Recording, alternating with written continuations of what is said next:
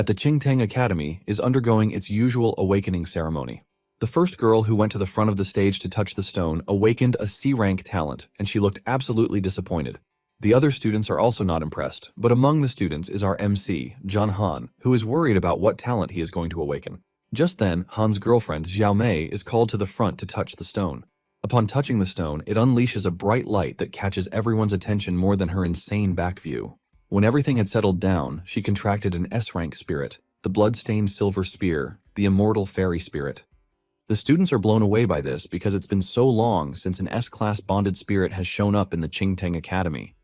To make it even better, it has 2 traits, and since some dude already awakened the S-rank spiritual bond earlier, the students believe that merging with Xiao Mei would make them unstoppable. However, one of the students corrected his friend, reminding him that Xiao Mei already has a boyfriend. They have not even finished discussing this when Mei walks up to Han to do the unthinkable. Without hesitation, she breaks up with Han, telling him that they are no longer on the same level.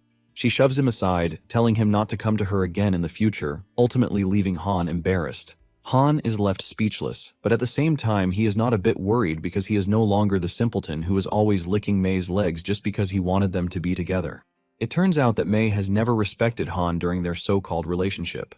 Surprisingly, Han also isekai'd into this world, and after his crossover, everything has become different for him. The other male students also jump into the fray, insulting Han, urging him never to come near Mei if he doesn't want to be taught a good lesson. Han angrily asks them why they are acting all stupid when he can actually awaken an S-rank spirit during his own awakening process. However, they waste no time mocking him, telling him that he has no chance of awakening an S-rank spirit. Even Mei wastes no time dunking on him, and while they are all busy mocking him, Han is called to the front. With the anger in him, he walks to the front to touch the stone. Upon touching the big stone, there is no reaction whatsoever, and his haters are already making fun of him. Mei tells him that he is nothing but a waste because he couldn't even awaken anything, not to mention an S-rank spirit. The other students praise Mei for not staying with a loser like Han, telling her that she actually has a good eye. Suddenly, a massive shockwave hits the stone, and a bright, overwhelming light is what follows. The aura from this almost tears the skin off their bodies while they wonder what sort of spirit he is about to awaken. They start making their assumptions, but they are all wrong because in the end, Han awakens a triple S spiritual contract talent, which is a divine awakening. Mei is immediately crippled in disbelief because she can't believe her eyes.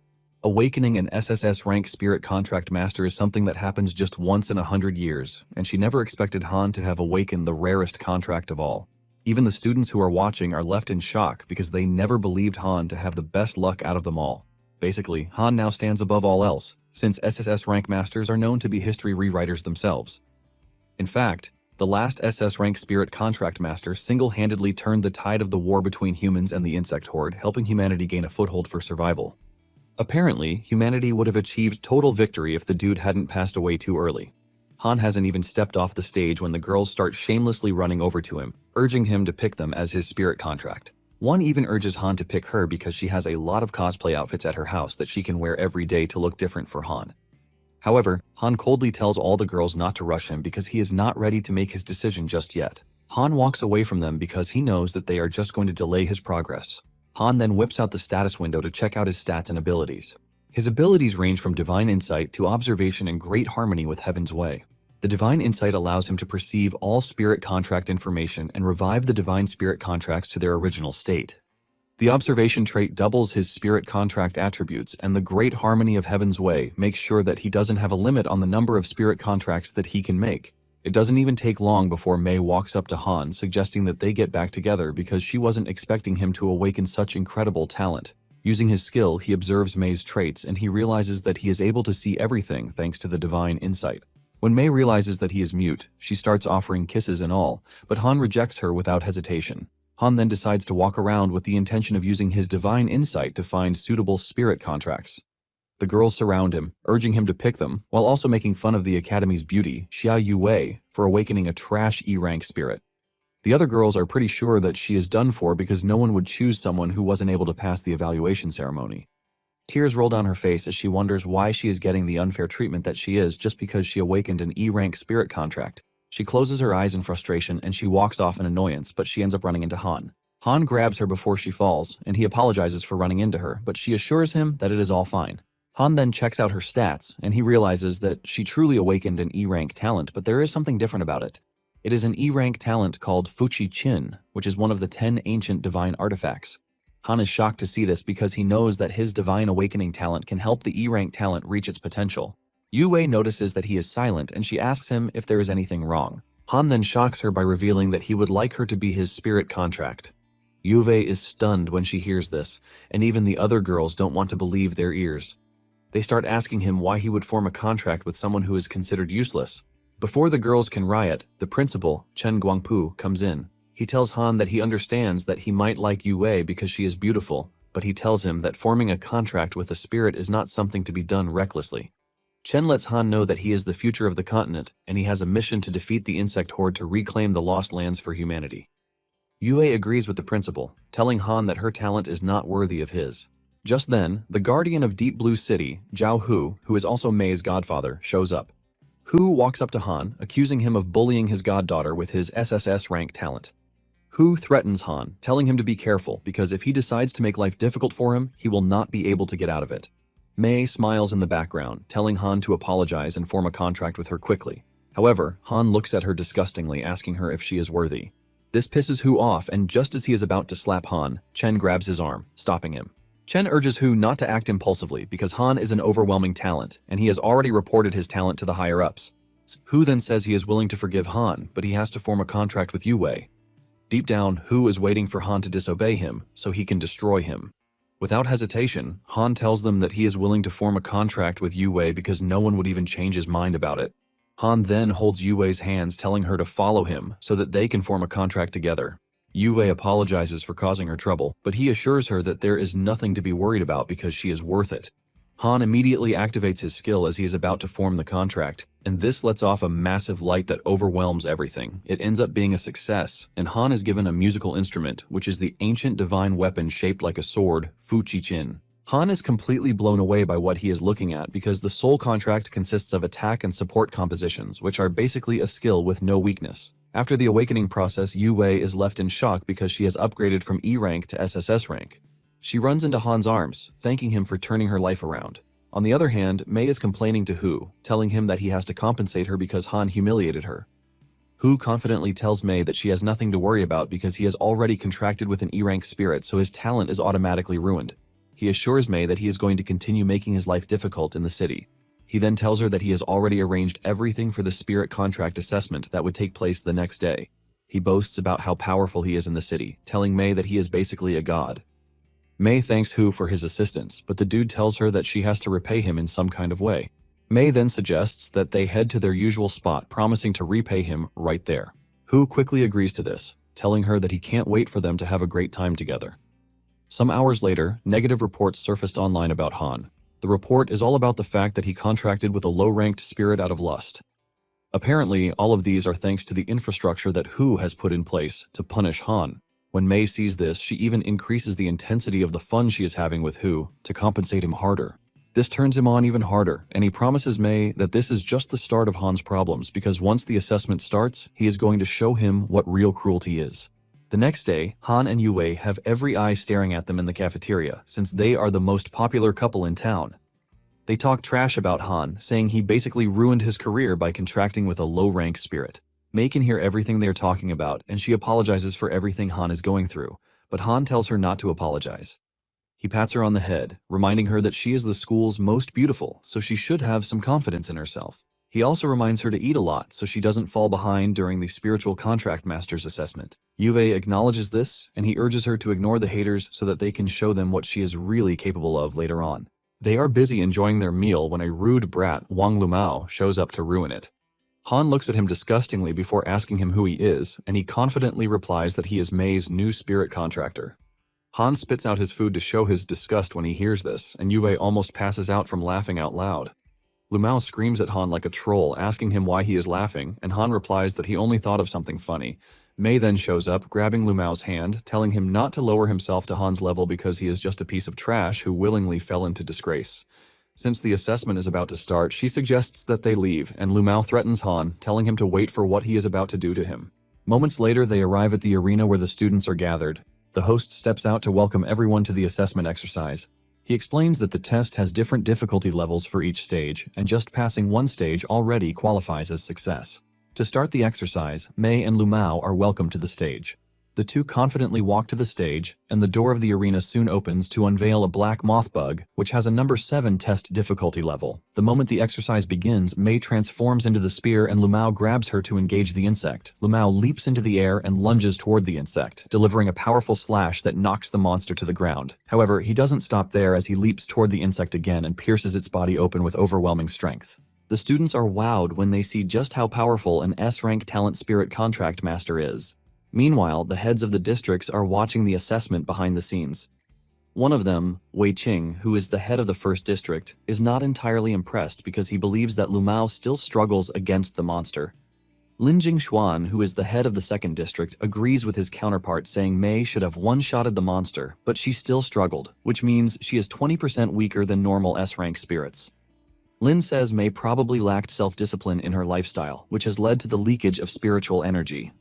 Hu is also in the room, and he obviously knows that they are right, but he can't say anything, even though his guilty face says it all. Back in the arena, the host congratulates Mei and Lumao for passing the test. It turns out that the two have broken the Academy's previous record, which is defeating a level 6 difficulty level. The students are all wowed by this, and they waste no time mocking Han and Yue, saying they would like to see their disgraceful performance. Just then, the examiner invites Yue and Han to the stage, and when the door to the arena opens, they are met with 10 black moth bugs that are level 1. Han is shocked to hear this, and even Yue can't believe her eyes. Even though the bugs are level 1 monsters, they are still 10 in number, so it is basically a level 10 test. Even the students are surprised that Han is getting a tougher test, but they don't really care because they just want him to suffer for contracting with an E-rank spirit. The examiner tells Han that since he is SSS rank, he should face 10 times the difficulty that others would face. It turns out that Hu had made arrangements with the examiner telling him to make life difficult for Han so he wouldn't pass the assessment. Even though the examiner feels bad about the whole thing, he has no choice, and he blames Han for messing with the wrong person. With nothing to do about it, Han has no choice but to face the scary monsters standing in front of him. Even with the number of monsters he has to face, Han is not scared one bit. He tells Yue to transform so that they can engage the monster, and the moment she transforms into the musical weapon, he one-shots the monsters pretty easily. The students are left in shock because it is completely unbelievable that Han, who contracted an E-rank spirit, easily took down the monsters like they were nothing. Those who believed that they were better than Yue don't even know what to believe at this point. Even the examiner is completely stunned, leaving him to wonder who the hell Han is. The district heads stand up to stare at their screen in shock. Wei is totally bamboozled because during his own time it took him 30 seconds to kill as many ants as Han just did, but Han basically did it in 1 second. Lin agrees that Han is strong, but he is worried about the fact that the difficulty of the assessment has increased from the usual. Hu quickly cuts in, revealing that the difficulty was increased by the Guardians of Deep Blue City, temporarily because they want to test Han's capabilities. Deep down, Hu is pissed that Han was able to scale through his first test without a hitch, and he compares him to a freaking cockroach. Wei, on the other hand, is not concerned about the test difficulty because it was the same back in their days. The old man in the room then orders that they continue the assessment because he would like to see Han's limits. The second phase then starts, and 20 ants are unleashed in the arena. Just like before, Han taps into Yue's musical power and wipes out the monsters with ease. Han confidently declares that the monsters are nothing to him and he wants more. The students roar in anger, screaming at Han, saying he is too arrogant. Seeing how impressive Han is, Wei immediately declares that Han is going to be in his district. However, Ye Chu of the third district argues with him, telling him that it would be better for Han to join his district, where Han would be able to grow instead of the first district, which is basically a death squad. Wei immediately turns to Ye, asking him if he is trying to snatch Han from him. Ye replies, telling Wei that his sister-in-law is not there at the moment, so he is not scared of him. While the two are busy arguing, the head of the 4th district, Shen Jeki, cuts in, telling the two that it would be better for Han to be with him because his district focuses on relic exploration. The two turn around and scream at the dude, telling him to get lost. The old man, who is their teacher, finally cuts in, screaming at the annoying brats, telling them to stop arguing. The old man then asks Lin what he thinks about the whole assessment, and Lin suggests that they increase the difficulty even more because it appears that the current level is too easy for Han. The old man agrees to this, and the moment Hu hears this, he smiles, believing that Han is screwed. Just then, the examiner informs everyone that the superior has ordered that they raise the difficulty to the highest standard. Han will now face 10 second-tier giant armored lizards and 10 second-tier thunderbirds. When the students hear this, they are completely overwhelmed with fear because they believe that this test is too much for Han to handle. Han, on the other hand, is not even worried, as he tells everyone that the challenge is too low for him. Lumao and Mei mock him for being arrogant, believing that he is about to be beaten up. Han prepares his weapon, and he unleashes armored knights to engage the beasts. The knights dash toward the beasts, cutting down the lizards, while the birds provide long-range attacking cover for their peers. This restrains the knights, and when Han realizes that his knights are being restrained, he swings into action. He unleashes a breakthrough song, and he leaps toward the birds, shattering their defense with one strike. The spectators open their mouths in shock because it is unheard of that a first-tier contract spirit master is taking down a swarm of second-tier beasts as if they are nothing. They are still wondering how Han did it when he unleashed another strike that wipes out the beasts. The spectators watch in awe because they never expected that there would be a student who is even scarier than the monsters themselves in this day and age. They start asking just how much power the dude is hiding in his tank because at this point, he has completed level 3 difficulty. The district heads have all left their seats as they can't believe the immense talent in their presence.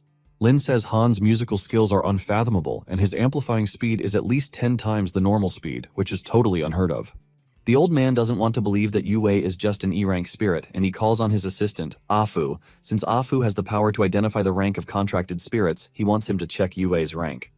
Afu subtly replies that he already checked, and reveals that Yue's situation is similar to that of another lady named Ling Zhen. The old master is shocked when he hears this because it basically means the stone identified her as an E-rank, but her talent said otherwise. Basically, she became so powerful because she formed a contract with Han, and Afu tells the old man that this is the conclusion. The old master is overwhelmed, and he tells Afu that it is imperative that Ling Zhen meet Han if that is the case. The old master then asks Afu if he remembers Ling Zhen's E-rank contracted spirit talent, and he replies that it is the Shenong Cauldron. Back in the arena, Han tells the examiner that he would like to continue the assessment, and the man asks him if he is sure about what he is saying. Han assures the man that he is not crazy, and the examiner agrees to his decision, since he believes that Han is just an eager youth. Han is then upgraded to the level 4 difficulty, and determined to see what his limits are, he takes out the monsters. In no time, he moves over to the 5th difficulty, and gradually, he makes his way up to the 9th round. When he got to the examiner was astounded, and he suggested that Han stop, but Han refused, saying he would like to challenge the 10th level. The examiner screams at him, asking him if he is crazy, because since the assessment started, no one has ever succeeded in challenging difficulty level 10. The students are also convinced that Han doesn't have the strength to take on a level 10 difficulty, since he just awakened. Level 10 is the final level, and this will feature a genuine 3rd rank beast, which might lead to his death if he insists that he wants to continue. Even Wei and his colleagues only challenged the assessment system up to level 9 back in their day. Even at the time, it was a new record in 100 years. Lin is already imagining Han in his district, but Wei is ready to beat up anyone who wants to pry Han away from him. It turns out that Lin has finally seen how talented Han is, and he is prepared to fight Wei for Han's signature. In the arena, the examiner tells Han that he won't stop him if he thinks he can still challenge the 10th level, but he assures him that he won't be able to win in his current state. Han then sits down, telling the examiner to give him some time to recover before starting again. The examiner immediately informs him that, following the rules, he has no more than 5 minutes to rest, but Han cuts in, saying he only needs the time of a song. He begins playing a tune, and it immediately activates a rapid recovery that unleashes healing magic. The spectators don't believe what they are looking at because Han is basically recovering his lost energy, which means the spirit he contracted with is an all-rounder spirit. This is when they finally understand that the spirit contracted is pretty terrifying. Behind the scenes, Lin and Wei are ready to tear down the whole building to find out who is going to grab Han. The two are in the midst of their showdown when the head of District 5, Liu Jingchun, expresses his interest in Han too. He argues that the death rate of spirit contractors on the battlefield will drop by at least 30% if Han comes to his district, but the two yell at him at the same time, telling him that there is no way this is possible. Their master is forced to come in again to calm the situation. He explains that the 8 major districts all have their own responsibilities.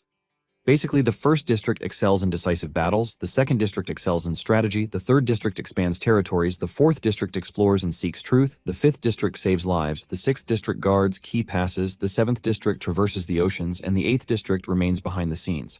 The old man explains that the 8 districts are basically the pillars that hold Daxia in place. The old man confesses that he has always wanted to form a 9th district, but he never truly took the step. The moment his disciples hear this, it dawns on them that their master is already considering forming a 9th district with Han as the head, but the big question is if Han is up to the task. For Han's final assessment test, which is the level 10 difficulty, he is going to be facing off against a 3rd level Zerg Red Flame Beast. The examiner tells Han that from the 10th level he is considered to have passed the test if he is able to survive the beast's attack for 3 minutes. The Zerg unleashes a massive heat wave from his body that almost roasts the spectators themselves to show how powerful he is. When the heat wave subsides, the spectators are surprised to see Han standing without moving an inch. They expect Han to be running away by now because the Zerg is no beast that should be played with. Han turns to Yu Wei, asking her if she is ready for the battle, and she assures him that she is going to support him no matter what decision he makes. Han then makes his move, lunging toward the beast with an overwhelming aura, declaring that he is not just there to survive. His advance is immediately repelled by the beast's fireball attack. Han leaps backward to avoid getting roasted by the crazy beast. Han then calms down, and he starts playing a tune to unleash a wind attack. A strong wind immediately comes forth, shaking the entire arena so that even the spectators almost lose their clothing.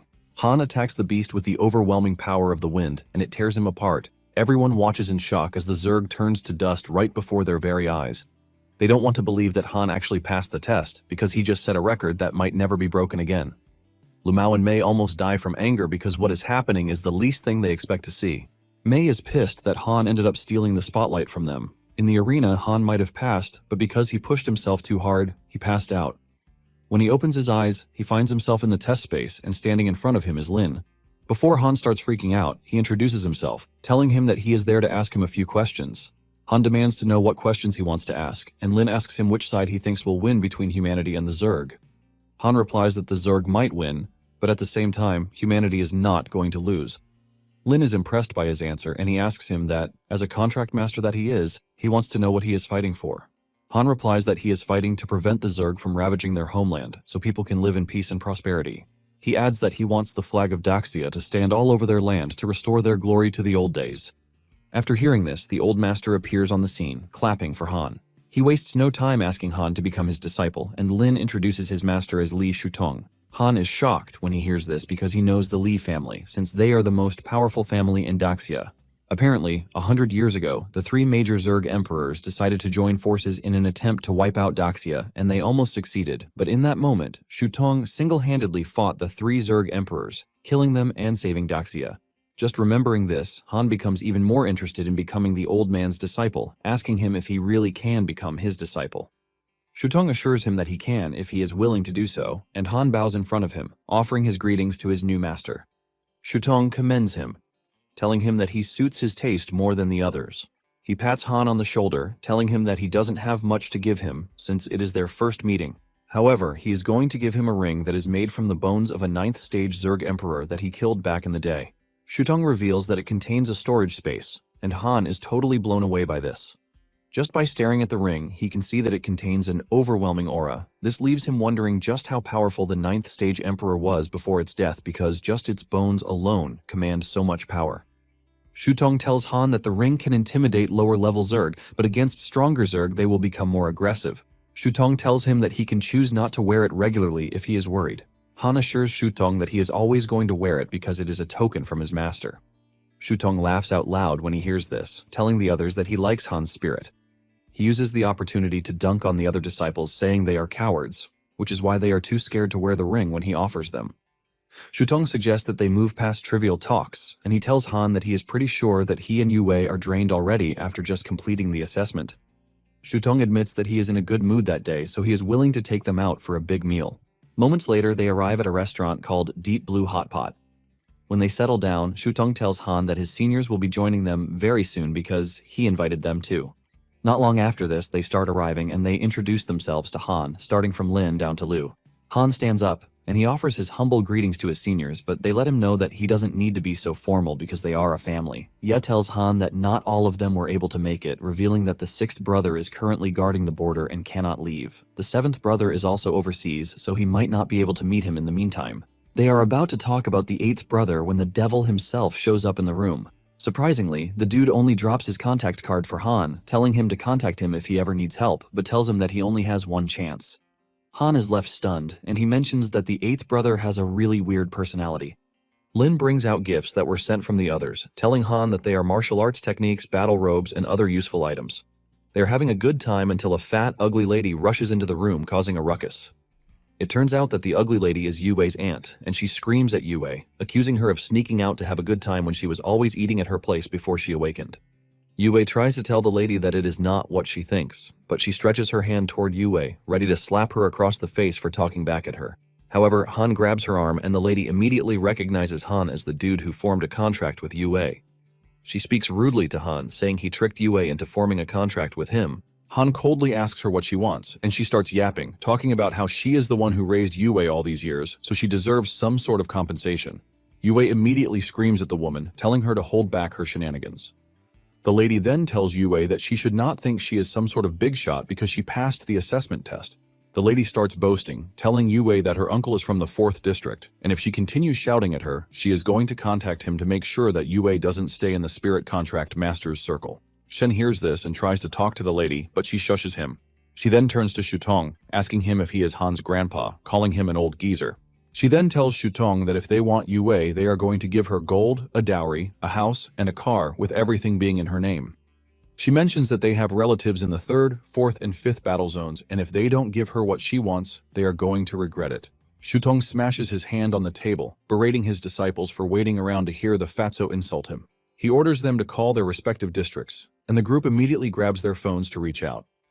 The lady assumes that they are calling for guards or something, and she adds that she has plenty of connections. Just then, her phone rings, and when she picks up the call, it turns out to be her uncle. Before she can even say anything, the man yells at her on the phone, asking her if she is trying to get them all killed. The dude tells her never to reach out to her again, saying they are done. While the man is busy shouting at her on the phone, Shutong is making fun of her for believing that she has connections. Before he drops the call, he urges her not to mess with Han and Yue if she values her little life. The woman smashes and drops her phone in shock, wondering what just hit her, and the restaurant's assistants show up to tell the woman not to cause trouble. She tries to shift the blame to Shutong and the others, saying they were the ones bullying her. Seeing that she is not going to cooperate, they are forced to drag her out of the restaurant. Yue bows to Shutong, offering her deepest apology, saying she is the cause of everything that happened. However, Shutong tells her not to blame herself because all of this is happening because she's lost her parents. Shutong then tells her that from that moment forward, she and Han have become his family, just like their seniors. In fact, he lets her know that she doesn't need to go back to her aunt's house, telling her that she can stay at his house. With tears in her eyes, she thanks the old man for the gesture, and Shutong urges the two to eat to their fill. He starts talking about how dishes are prepared, and Han uses the opportunity to ask him where he belongs. He tells him that everyone has their own path, and he can't predict his path. As they continue eating, Han asks Shutong why the senior brothers' wives haven't joined them yet. Just then, Lin asks him if he and Yue have gotten intimate, but he lets him know that they have not done anything like that. Lin explains that after getting intimate, a spirit master can gain a certain degree of replication ability, and even though the ability is weaker, it is pretty useful. He explains that spirit companions have two forms, material form and human form. The material form is when Yue turns into the musical instrument, and her human form is when she is normal. Apparently, the senior wives are currently in their human forms, holding down the positions for their husbands who are not around. Han is shocked to find out that spirit masters and spirit companions can fight as one or separately, and Yue cuts in, telling him that they have to get intimate first. Lin then asks Han if Yue is truly an E-rank spirit, and Han says yes, but reveals that he has a special ability that awakened her divinity. After this, she was able to become an SSS rank spirit. When the brothers hear this, they are totally blown away, because this is the first time they have heard of such an ability. Han says they shouldn't think he randomly chose his spirit companion, but he is not foolish enough to have done that. Because of his talent, he lets them know that he would not hold back on merging with a spirit companion with divinity, even if their rank is low. Han knows that besides the Fuqichin, there are still 9 other artifacts among the top 10 ancient divine artifacts. Shutong then tells Han not to tell anyone else, aside from them, about what he can do. He proceeds to tell Lin to set Han and Yue's information to the highest level of confidentiality to make sure no one can access it. After this, the brothers give Shutong reports on how they are doing in their districts, and he commends them, telling them that they have done well. The group ends up toasting to the success of the country before ending the night out. Later that night, Shutong leads Yue and Han to his house, which is where they are going to be staying. Upon entering the massive house, the two are completely overwhelmed, and Han says he never expected Shutong to have a house in Deep Blue City. Shutong reveals that the city is his wife's hometown, and Han immediately asks him about his wife. Shutong's mood goes down when he hears this, and he reveals that his wife died in battle. He mentions that everyone only remembers him for turning the tide of war, but no one remembers his wife. Shutong admits that he is nothing without her, and seeing the sincerity and emotion in his voice, the two become sad. Han apologizes for bringing up his wife, thus making him sad. Shutong then tells Han to be good to Yue because she is his other half and not just a tool. Han thanks Shutong for the advice, promising that he is going to take good care of Yue. He then asks Shutong to tell him his wife's name, assuring him that as long as one person remembers, she will never be forgotten by the world. Shutong commends Han, saying he is totally different from the others and he likes this. He then proceeds to tell him that his wife's name is Ling Mei. Apparently, in the battle against the Zerg Emperors, he only killed one, but his wife was the one who fought to her last breath to kill the other two. Shutong says she would have received the honor of saving the country if she were still alive rather than him. Shutong then urges them to find a room to rest because it is already getting late. Later on, Shutong heads out to stare at the moon with the picture of his wife beside him. Han and Yue soon show up, telling him that they are willing to accompany him now that no one is around to do so. Shutong is impressed by this, and he tells Han that seeing him reminds him, and Yue together reminds him of his wife. He unleashes his aura, telling Han that he is going to need strength if he wants to protect those that he loves. Because of this, he lets Han know that he is going to teach him the martial art that he is most skilled in. Shutong takes in a deep breath before throwing a punch that cuts down the tree in front of him. He reveals that what he just displayed is the martial art called the 8 Locks Fist. He reveals that it has 8 locks corresponding to 8 hidden points in the human body. Once the 8 locks are unlocked, one is going to surpass their limits. Just then, Han displays what Shutong just did, leaving the old man in complete shock. Shutong doesn't want to believe his eyes because this took Wei 6 months to learn, and Han just did after looking at it once. Han confidently reveals that he found the position of the locks by instinct. Since Han is proving to be a genius, Shutong doesn't hesitate to punch him to the ground. Han falls to the ground in pain, and it turns out Shutong intentionally did this because he is looking to suppress his arrogance, even though he is a genius. Shutong heaves in relief, saying it feels good to teach geniuses a good lesson. Shutong doesn't let Han go, as he continues pounding him in the name of training him. Before Han knows it, his head has swollen up as if he had been attacked by a swarm of bees. The next day at the academy, Yue asks Han if his face still hurts, and he replies that it has stopped hurting. He actually doesn't mind because he knows that his master is just playing around with him. The two are minding their business until Lu Mao decides to challenge Han. He and his lackey start talking trash about him, and Yue is confused about the whole situation, but Han urges her not to worry herself because Lu Mao and his guys are just a bunch of arrogant flies.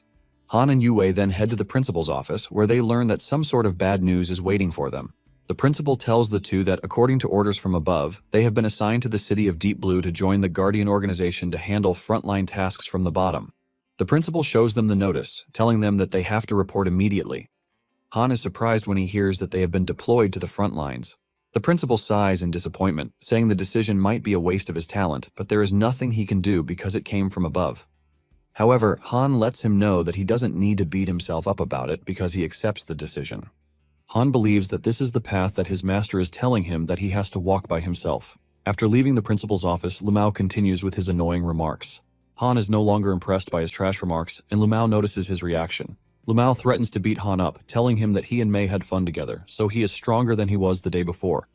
Han runs toward him, and the two end up punching each other. This leaves a wave that runs through the room, but when everything settles in, the nerves in Lu Mao's hand have been crushed. He holds out his hand in pain, screaming for his mummy, but Han doesn't stop there. He punches him in the face, sending him to the ground with some of his teeth missing from his ugly mouth. Han then grabs his companion, telling her that it is time for them to leave, letting her know that the dude actually deserved what he got. Yue asks him where they are going, and he tells her that they are going to report to their next station. Soon afterward, they arrive at the Guardian station and they walk to the counter to the attendant. The dude assumes that they are customers, and he tells them to wait in line. But Han lets the dude know that they are there to join the organization. The dude immediately puts his game aside when he hears this. He looks up, and after a closer look, he realizes who the two are. He laughs out, mocking them, saying who has already ordered that they make life difficult for them. The dude then checks his computer and he lets them know that they have been assigned to Team 0527 with Han as the team leader. In the Guardian organization, each city has a first team responsible for overseeing the other Guardians. Other Guardians are numbered according to their jurisdiction, belonging to different teams. The dude tells Han and Yue where they need to head, and upon entering the office of Team 0527, they find it totally upside down. There is a woman and a man there, and the lady rudely asks Han what he wants. Han then introduces himself, revealing that he is the team's new captain.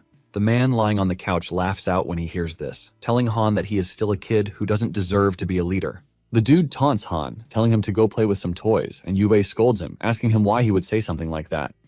Han is totally disappointed that such a trashy dude is a member of the organization, which shows the state in which Team 0527 currently is. The dude stands up and walks up to Yue, saying flirty things to her while asking if she is interested in becoming his contract spirit.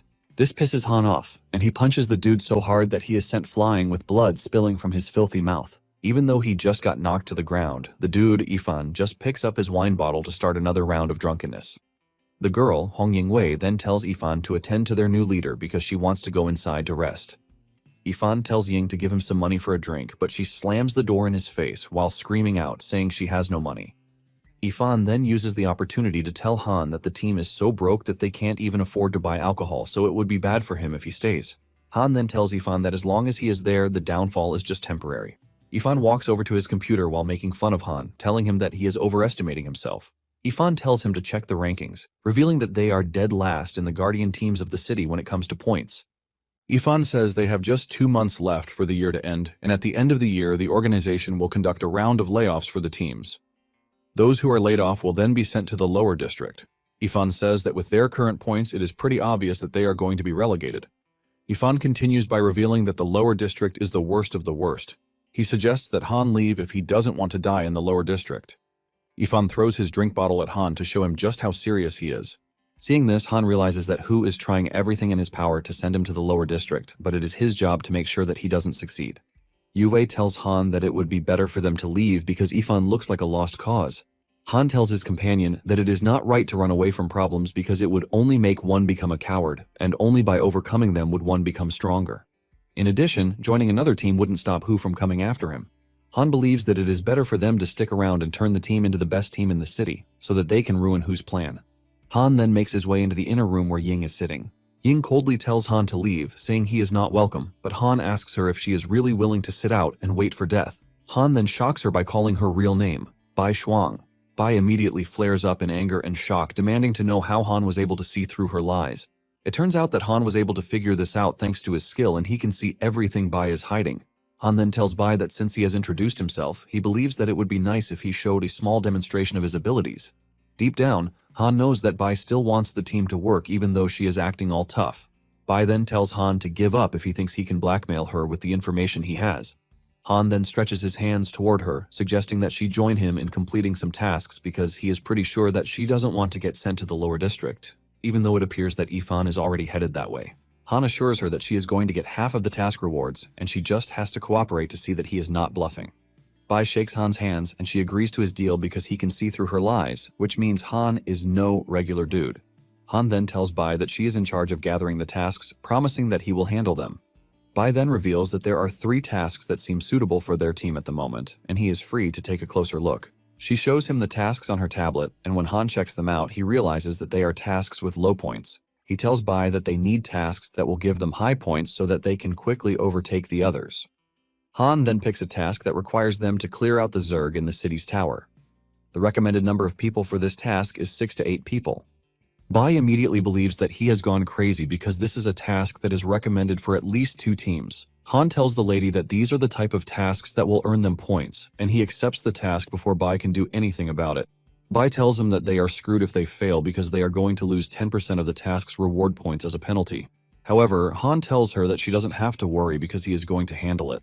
Bai hesitantly agrees because she already promised to work with him, but she is ready to collect Han's body if the mission fails. Meanwhile, the team that was supposed to take the sewer task is informed that the task has been taken, and they freak out because it is a 300-point task. The team decides to stake out the sewer to know who it is that was brave enough to have stolen their task. Moments later, Han and his team make their way into the sewer, and Bai urges them to be careful because there is a risk that they will encounter a second-tier Zerg. Han then communicates with Yue with facial expressions. Once the two are on the same page, they dash deeper into the sewers, telling Bai to wait for them. Bai screams at them to be careful because there are dangerous Zerg inside the sewer. Not long after this, Bai feels a sudden and strange wave come from inside the sewer. She immediately assumes that things have gone south. She dashes toward the two's direction with the fear that something has happened to them. By the time she gets into the sewer, she is stunned to see that Han has killed all the monsters. Han confidently tells her that she has nothing to worry about because it is all done.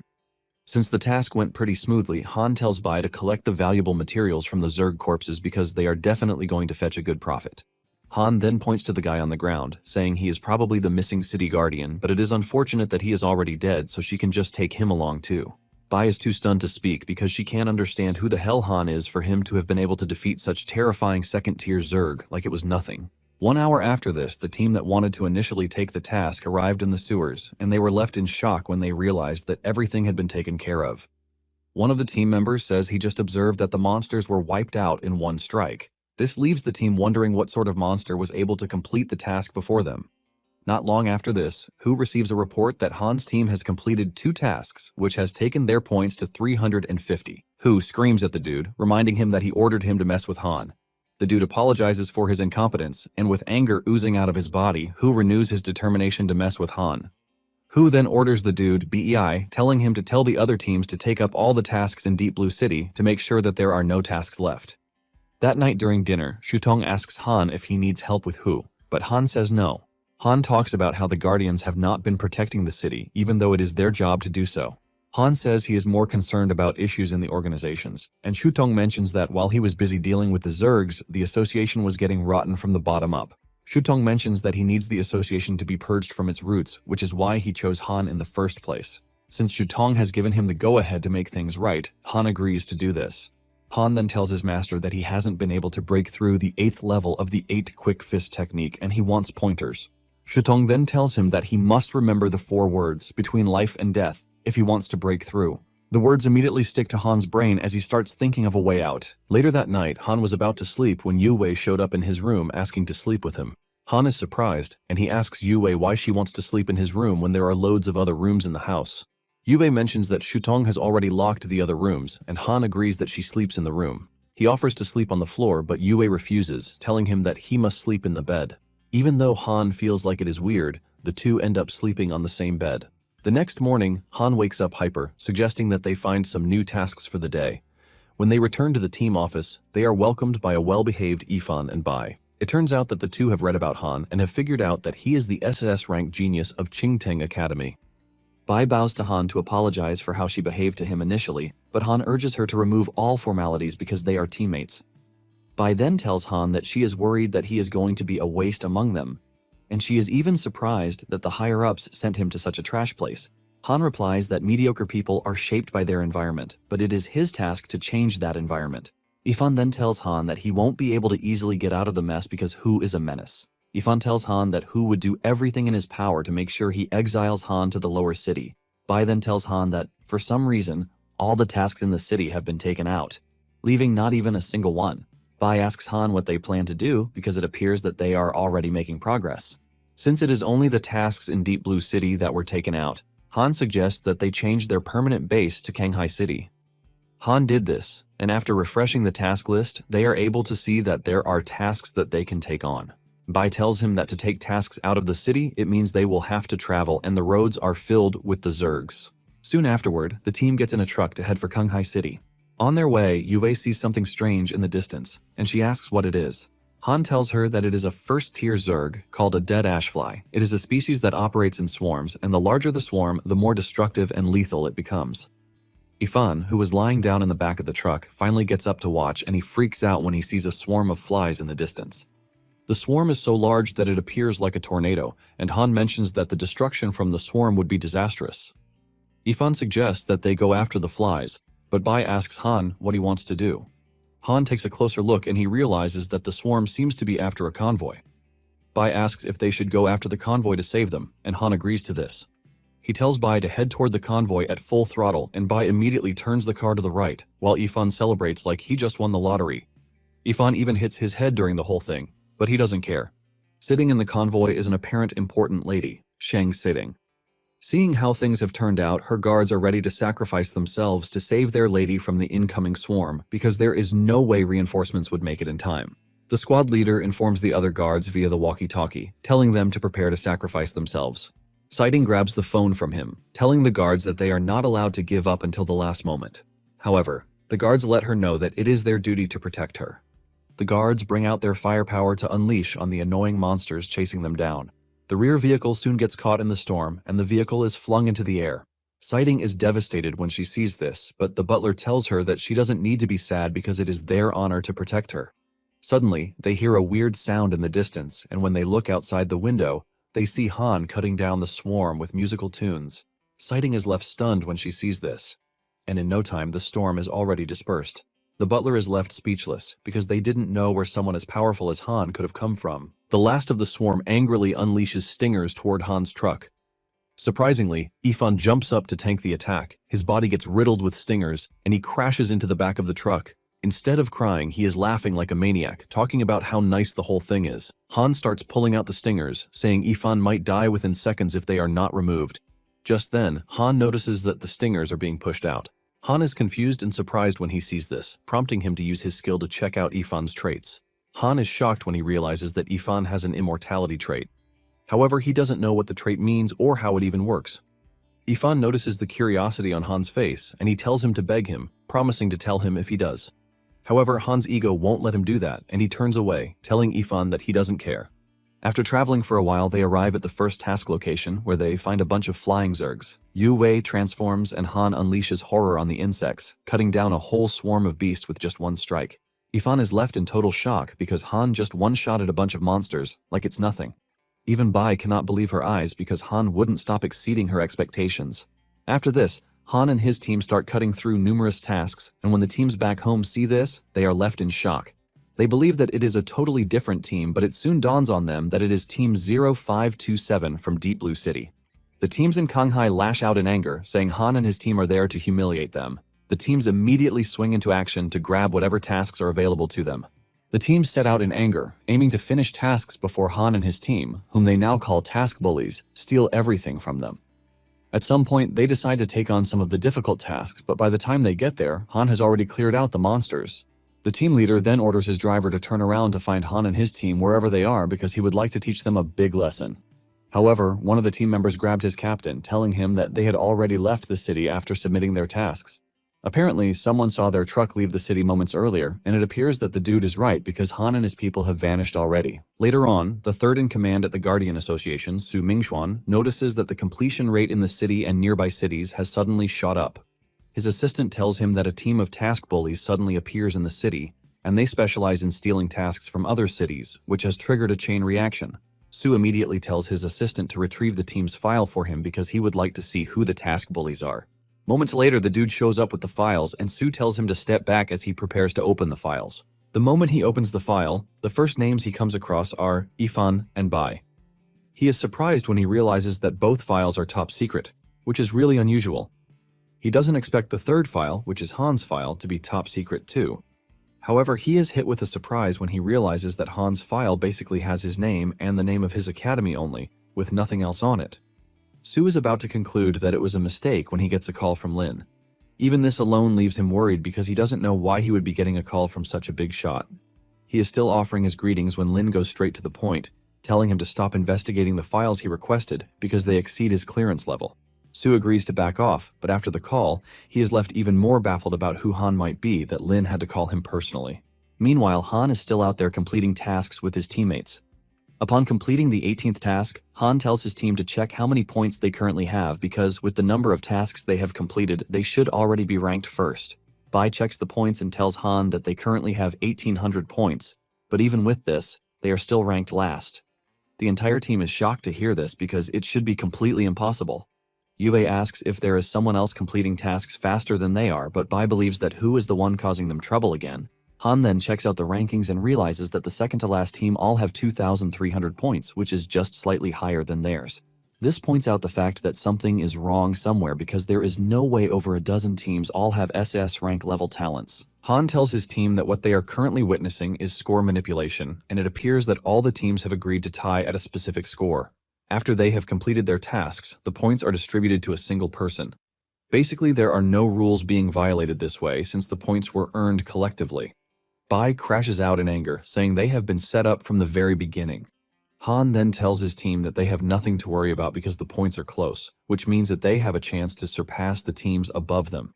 He suggests that they return to Deep Blue City first, and the team agrees with him. When they arrive home, Shutong asks Han about his mission, and he reveals that things went well, but at the same time they didn't get their desired results. However, Han is pleased that they were able to rescue a merchant caravan during one of their missions, so everything is not a waste.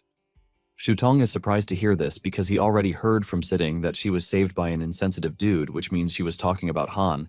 Apparently, she has been disturbing Shutong since then, asking how she can awaken so she can become a powerful contract spirit master. Han is surprised to hear that the old man knows Sighting. Shutong explains that Sighting's grandfather is an old friend of his, and the Shang family is also one of the 5 major corporations just behind Kanshang Technology. Basically, they develop high-end weapons for contract spirit masters without spirits and for regular people. Shutong says he sees Sighting as his own granddaughter, and Han is shocked to learn that Sighting is quite important. Shutong reveals that the Shang family has been setting things up to create a challenge for Sighting, hoping that she would back out, but Han appeared out of nowhere to thwart their plan. Han is saddened to hear this, wondering if he had accidentally messed with good intentions. However, Shutong tells him that it is fine because the caravan was transporting goods that were meant for him in the first place. These are items that he wants to give to Han. Shutong opens the box to reveal 2 elixirs. One is purple, and the other one is green. Han asks what they are for, and Shutong mentions that they are elixirs that will help him break through to the next stage. Han admits that he has heard that the elixirs can enhance strength, speed, reaction, and defense, but has always wondered if it's true. Instead of wondering, Shutong tells the 2 to go for it. Han grabs the purple one while Yue takes the green one. The moment Han ingests it, he feels an immense energy burn through his body, and he admits that the elixir is quite powerful. Yue also gets overwhelmed with new symbols, adding to her already deadly arsenal. Han unlocks other amazing offensive skills too, and when everything finally settles down, Han tells Shutong that the elixir is quite powerful because it made him level up and also helped Yue gain more techniques. Shutong commends the 2, telling them that their performance didn't disappoint him. Just then, Han's phone rings, and when he checks it, he realizes that it is a call from Bai. Bai tells him to quickly check the city task list because a new task just popped up. It turns out to be a red alert because wanderers have been spotted near the city. They are offering 1,000 points for the task, and it is basically open to everyone. Seeing that the wanderers are tier 3, Bai is worried about taking the mission because a fully grown wanderer is as dangerous as 3 tier 3 masters. Han then tells her that they are going to discuss everything in person. Han and Yue dash off, telling Shutong that they have a mission. Shutong can only watch as they leave, concluding that he has finally become an oldie. After their departure, Afu shows up, telling Shutong that they have found Ling Zhen, but she insists that she doesn't want to come back. Shutong asks for her location, and Afu reveals that she is currently in Qinghai City. Later on, Han regroups with the rest of the team, and Bai asks him if they are going on the mission or not. Han replies that they are going because there is no way in hell that they are going to pass out on a mission that would give them the chance to surpass others in points. Bai lets him know that wanderers are a dangerous type of Zerg because they don't even stand a chance against a juvenile. Han then reminds Bai that the mission being a red alert means that if they fail to take down the wanderer when it is still young, it could wipe out the entirety of the city once it matures. Han tells her that they are a guardian team, so they fight to protect humanity, not to gather points. Ifan hears this and teases his captain, telling him that he is the most noble. Bai finally agrees to take them to the mission site since they are hyped up about the mission. At the mission site, there is another team that is standing on a rooftop, monitoring the whole area. The affected area has a veil over it, and the team leader explains to his team members that the black veil they are looking at can isolate all perception, thus distinguishing itself from the outside world to create its own realm. Anything affected by the veil will suffer an acceleration in aging and decay, ultimately leading to destruction. One of the team members then asks the captain why the higher-ups are still sending out the mission when they are already on site. He wants to know if this means that they don't trust them. The team leader explains that the Wanderer is very powerful and requires a large number of decoys to draw fire. Upon hearing this, the team finally understands the higher-ups' reason for doing what they did. The team leader tells his team to chill out and let the first batch of cannon fodder go into the veil. He uses binoculars to look into the distance, and he lets out an evil smile when he notices that Han's team is preparing to engage the veil. Han urges the team to be careful because of the Wanderer's black veil. Bai asks him if he is sure about going in because once they do, there is no coming back from it. Ifan boasts that the veil has no effect on him, but Han assures his team that they are all going to be fine. Han is the first to enter, and his comrades follow him. The moment they step into the veil, they are hit with a strong presence that indicates that insectoids are active in the area. Han urges his team to be careful, and Yue tells him that she has a strong feeling that they are being watched by a strong pair of unseen eyes. Suddenly, they hear a strange noise in the distance, and with this comes a feeling like their life is being drained out of them. Bai explains that the veil has a capability called life deprivation, which means that as long as they are inside the veil, their energy will be slowly drained until they die. Ifan mentions that all they have is about 30 minutes, and if they can't break the black veil from the inside during this time, they are going to become food for the Wanderer. Bai asks him if he is talking about the black sphere in the distance, and Ifan confirms this. Han stares at it and concludes that what they need to do is to destroy the black sphere. Just then, something weird appears underneath them, and Bai is swallowed up by a giant squishy wall. Han explains that the Wanderer doesn't only cause life deprivation, but has another skill called life bestowal. Han explains that things that are given life are not limited to humans, but also weapons and even the ground. Since this is the case, Yue transforms and tells Han that it is time for them to break everything open. Han starts to unleash his destructive power on the squishy wall, but after so much effort, the wall remains sturdy as if it cannot be pushed down at all. Before they know it, the wall starts to form a square around them, and Han realizes that they are screwed because the Wanderer is actively trying to trap them. Suddenly, a weird bug appears behind Han and almost gets into his body, but he manages to evade. Han panics when he recognizes the bug, and Yue asks him what has gotten him so worked up about the bug. On the outside, the team that was first to arrive believes that they have what it takes to complete the mission, no matter what happens. In fact, they are sure that they would be able to retreat if things don't go as planned. However, everything goes south fast, as they find themselves enveloped in a cloud. They panic because none of them understands the strange phenomenon that is happening. When the cloud starts to dissipate, one of the team members taps his captain on the shoulder, but the captain suddenly grabs him like he is the enemy. It turns out that the weird bug that Han saw earlier has gotten hold of the captain. Another bug manages to take control of the poor team member too. Back inside, it turns out that Ifan has been able to rescue Bai from the deadly wall. Bai asks Ifan if he is not worried about what can happen, and Ifan tells her that he is not. Bai lets him know that she is jealous of the skill that lets him act recklessly without being able to die. However, Ifan lets her know that it is not a gift, but a curse, because being unable to die is a different kind of punishment. Ifan then tells Bai casually that they might as well give up since they can't leave. Bai is surprised to hear this, and she asks him who said they can't leave. Ifan is confused, and he demands to know if she has a way out. Bai then taps the wall and unleashes her skill, which immediately dissolves the wall. Ifan celebrates this because it basically means that they have a chance. With their side of the wall down, they see Han on the outside, and Bai calls out his name. Han takes down the wall in front of him and is able to reunite with his teammates. Bai excitedly tells Han that she just used her skill to dissolve the maze. She is still revealing this impressive news when a giant golem hand appears from behind, targeting Bai and Ifan. Han screams at them to warn them, but it is too late for the two to move. Just as they are about to be crushed, Han's skill comes in clutch to cut down the arm. Han jumps in front of the two and tells them to stay behind him. Fear grips them when they see a giant golem standing in front of them, and as the golem prepares to engage them, Han puts up his defense. Han is able to block the golem's attack, but this leaves a shockwave that sends Bai and Ifan flying. Han tells them that the monsters they are engaging are being summoned by the Wanderer, which means it is imperative that they destroy the Wanderer's body as soon as possible. Han realizes that the Wanderer merged with the Dark World the moment it released the Black Veil, which is why there is only a black sphere left. Han figures out that by destroying the black sphere, they can take down the Wanderer. Bai and Ifan then tell Han to do what needs to be done, assuring him that they are going to back him up. The golem dashes toward the two, and Ifan immediately unleashes his immortality skill to block the golem's punch. However, he lets Han know that his immortality can only take 6 hits, so he has to find a solution before the 6 hits are expended. Han then shifts his attention to the sphere, and he begins putting together a power tune that should take down the sphere once. The tune is so powerful that it gathers a lot of energy in the surroundings that almost tears Ifan apart. Han finally unleashes the attack on the sphere and it breaks through, shattering it to dust. Ifan watches in admiration, declaring victory, but Han suddenly tells him to run. He turns around to see Han bleeding, and he looks worried. Surprisingly, an adult Wanderer has appeared in their presence, and the Wanderer assures them that none of them is escaping. Ifan almost pisses his pants in fear, but Bai appears behind the Wanderer and starts talking weirdly. She tells the two that the adult Wanderer is a special surprise that she brought for them. Bai says she disguised it with lies and kept the Wanderer by her side while waiting for the right moment to release it and deliver the finishing blow. Han is totally confused, and he asks Bai why she is doing this. Bai laughs out evilly before revealing that she just wants to kill Ifan and Han. Tears flow out of her eyes, while her eyeballs give off a weird symbol. Ifan is confused and immediately asks Han what it is that they are staring at. Han then concludes that he is not making a mistake because this is the second time he has seen this. Ifan asks him what he means by this, and he explains that Bai has been parasitized. Ifan is confused by this, and Han explains to him that the symbol they just saw in her pupils is the famous eroding worm.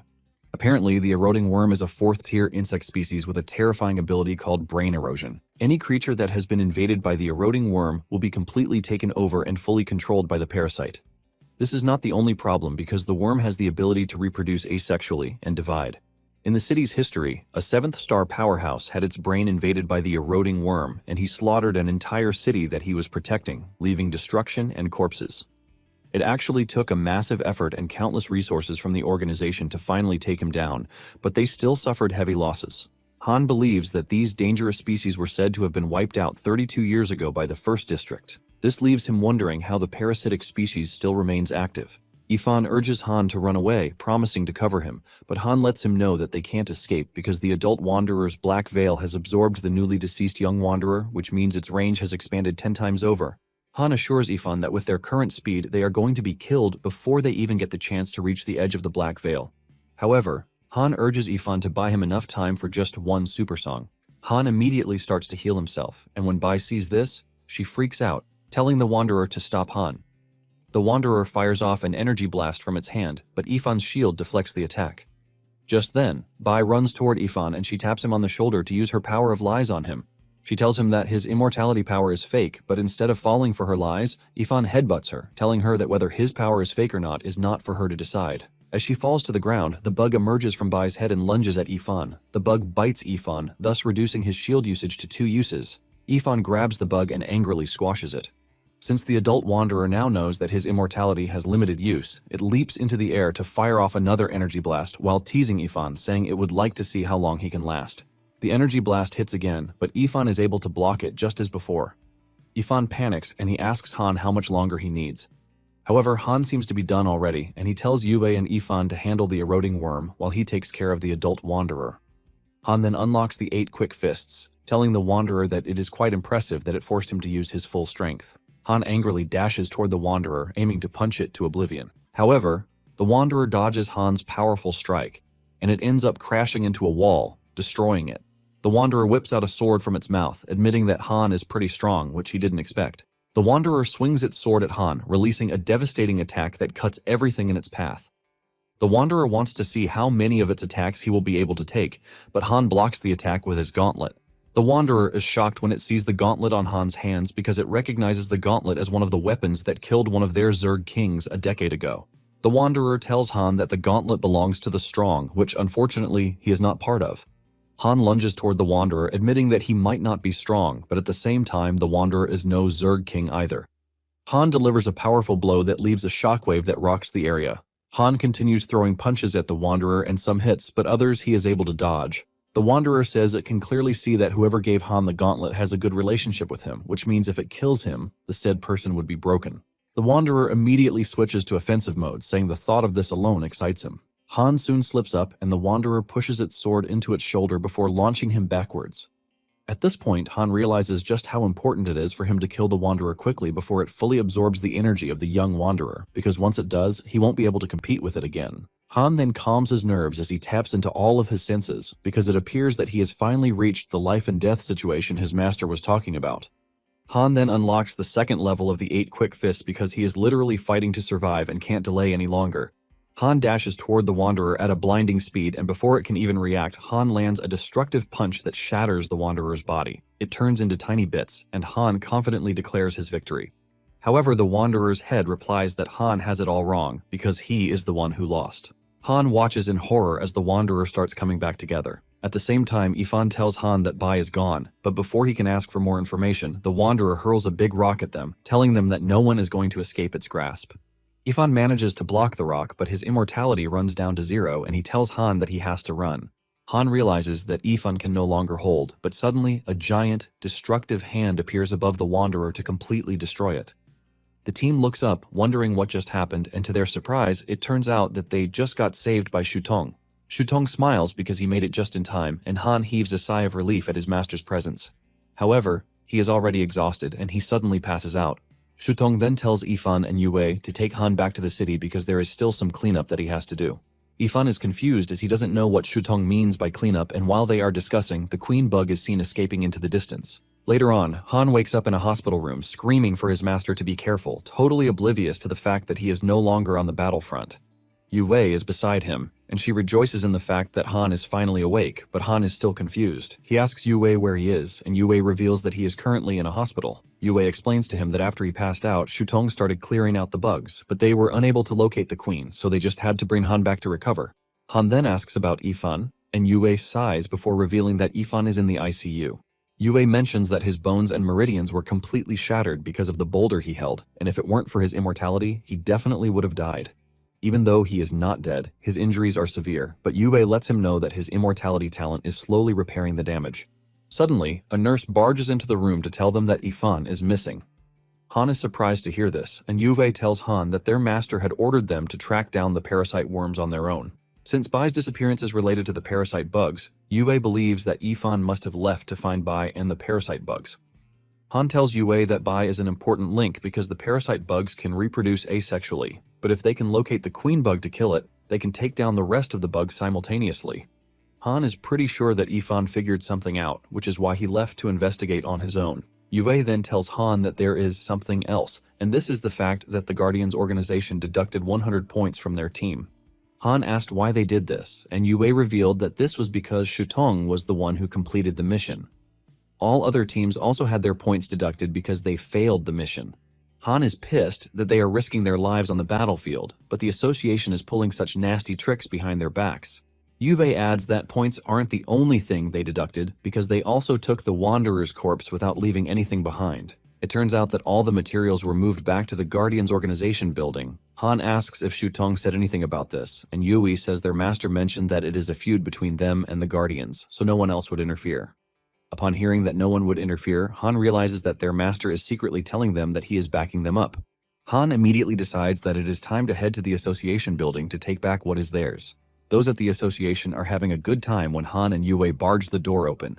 Han screams at the top of his voice, demanding that Hu step out. One of Hu's men teases Han, asking him why he is there when he could have given them a heads up. Han tells the dude to tell Hu to step out, and the dude decides to attack Han. However, Han knocks him down with one hand, and he unleashes his aura to show his anger. The others freak out because they can't believe that Han just took down their colleague with one slap. Some also recorded the altercation, threatening to send it to the higher-ups to show them how Han doesn't follow the rules. The dude from earlier gets up again and tries to attack Han with a knife, but Han grabs him like he is nothing. He is busy flinging him around when Hu finally shows up, telling Han to stop what he is doing. Han mocks him, saying he has finally shown his trash face. Hu asks Han what he wants, and Han replies that he wants Hu to apologize to him and his team. But Hu replies that Han is only deceiving himself. Hu then asks his subordinates if they have sent the recorded video to headquarters, and they say yes. In fact, it was sent to Su Mingxuan, who is the vice head of the supervisory department. Hu confidently tells Han that he is done for because the moment the headquarters finds out that he is beating people up, he is going to be punished. Yue tells Han that she is worried about the whole thing, but Han tells her not to worry because with Shutong backing them, nothing would happen to them. Just then, Hu gets the news that headquarters has replied, and Hu excitedly asks what the response was. Hu's subordinate nervously tells him that the reply they got was that they should handle the situation themselves, since it is an internal issue. Even the supervisory department was only impressed by Han's fighting prowess and even asked if he would be willing to join them. Hu angrily whips out his earpiece because he can't believe that they are being turned around because of bureaucratic trash. Han then asks him if he is finally ready to apologize, and Hu asks him what he wants. Han replies that he heard that he took the Wanderer's material that he and his team worked hard to procure. Han says what he wants is for Hu to open the organization's treasure vault and let him choose until he is satisfied on behalf of all his team members. Hu argues that this is not possible because the vault contains carefully selected valuables. Han is surprised that Hu is rejecting this when all he can pack with his two hands is very little. Just then, it dawns on Hu that Han is actually right because the number of items that Han can take out is minimal. Hu then agrees to the deal, but tells Han that he is the only one who is allowed to enter, and when he comes out, it will be confirmed that he has not hidden any valuables anywhere besides his hands. Han agrees to the condition because he has a trump card, which is the storage ring Shutong once gave him. Upon entering the vault, Han slams the door shut, and one of Hu's men asks him if he is sure that they won't regret the decision. Hu lets him know that the vault contains tens of thousands of items, and even he can't recognize some of them. Hu is confident that once Han steps into the vault, he is going to be lost in there. Hu knows for a fact that Han can't even take much, even if he recognizes the best treasure there. His subordinate agrees with him, saying Hu is totally right. While inside, Han whips out a treasure appraisal book, and he realizes that there are a lot of valuable things in the vault. Han looks around and points out all the valuable items sitting in the room. He wastes no time activating the ring, so he can suck in everything that is valuable inside the vault. An hour later, Hu is already getting worried that Han is still inside, but just then, Han steps out, thanking them for waiting for him.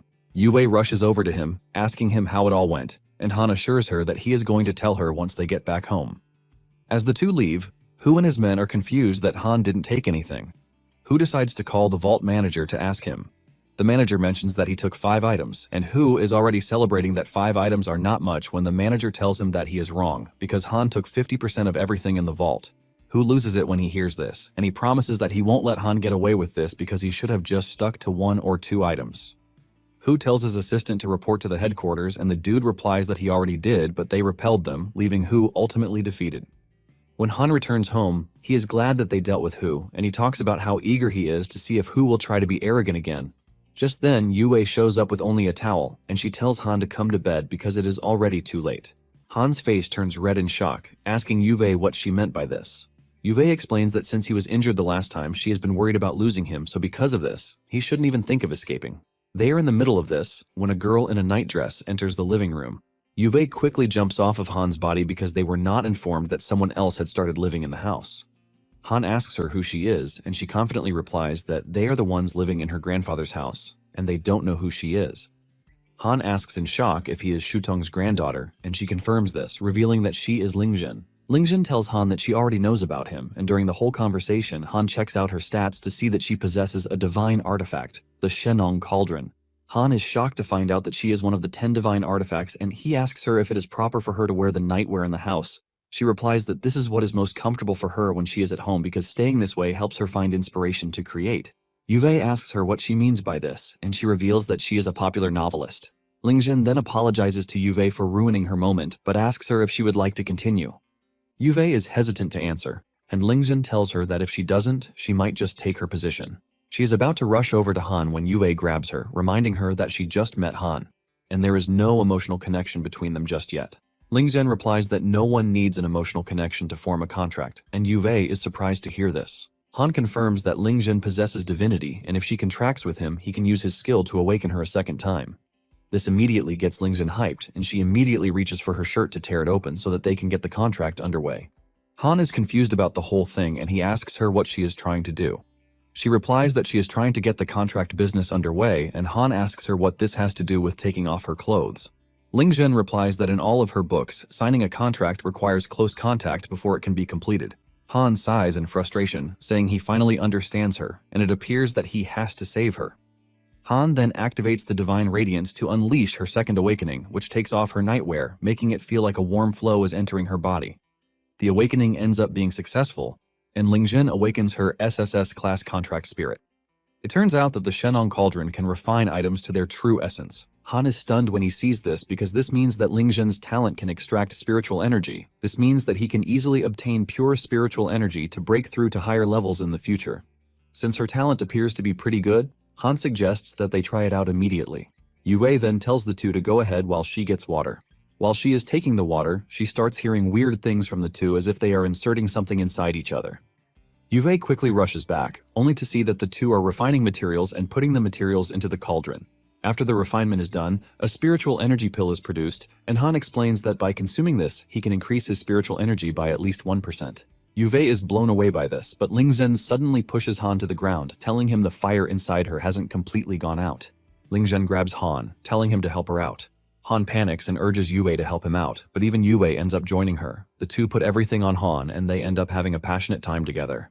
The next morning, Han wakes up totally exhausted from what the two did to him. The two commend him, telling him that he really tried his best. Han quickly moves past this, saying it is time for them to conduct their business.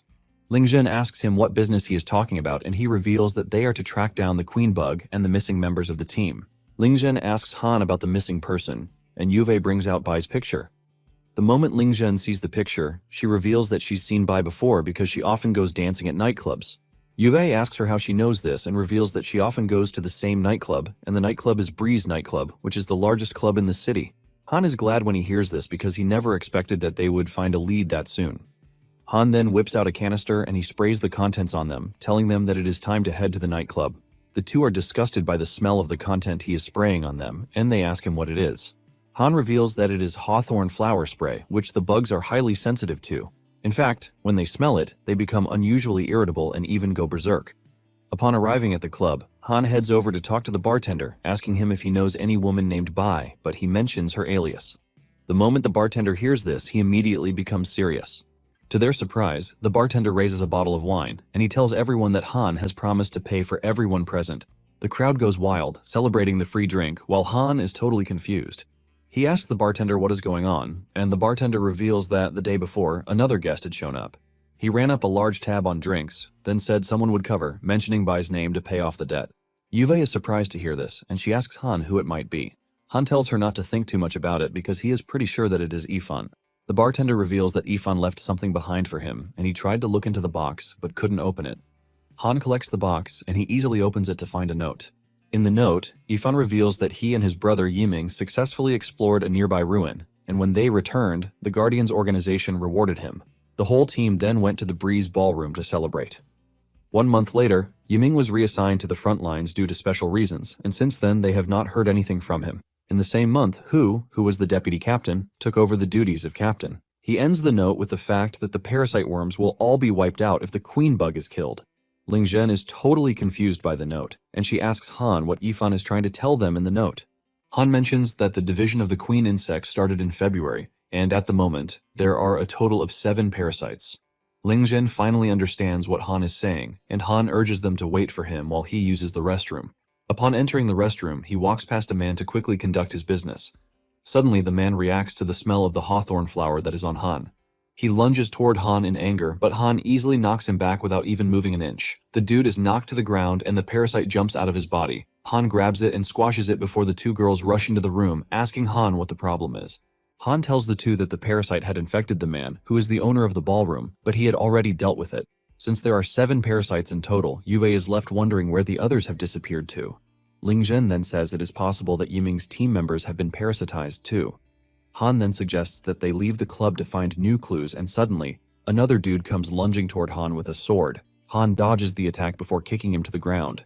Surprisingly, he has also been parasitized, but Han quickly destroys the parasite before it escapes. Yue recognizes the dude on the ground and says she is one of Hu's lackeys.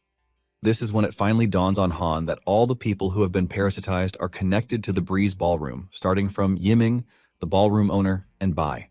Basically, everyone who has been affected has been to the ballroom, and they are all connected to one person, Hu. At the same time, Han figures out where Ifan is going, and this is none other than Hu's place. Hu is busy having fun with one of his girls when Ifan barges into the room in anger. Ifan screams at Hu, telling him that he killed Yiming and also took his position while using the parasite bug to oppress and suppress talented awakened ones and spirit bonders. Ifan is pissed that even after Hu did all of these, he is still walking free. Hu teases Ifan, telling him that his woman just died, and instead of him hiding away to think about his life, he is coming out to lash at him.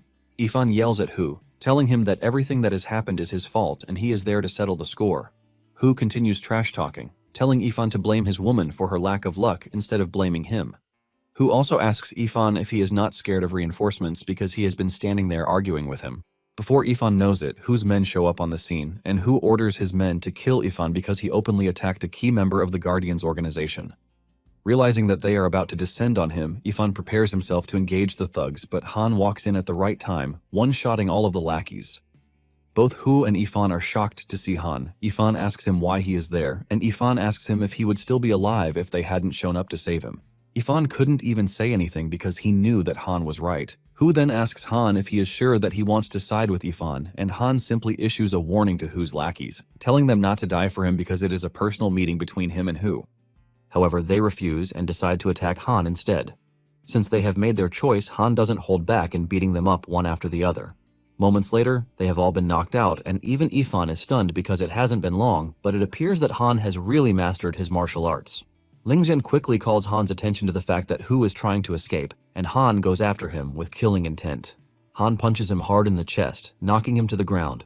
The moment Hu hits the ground, a parasite bug emerges from his head, and before it escapes, Han squashes it. However, Han is not entirely pleased because it is not the queen bug.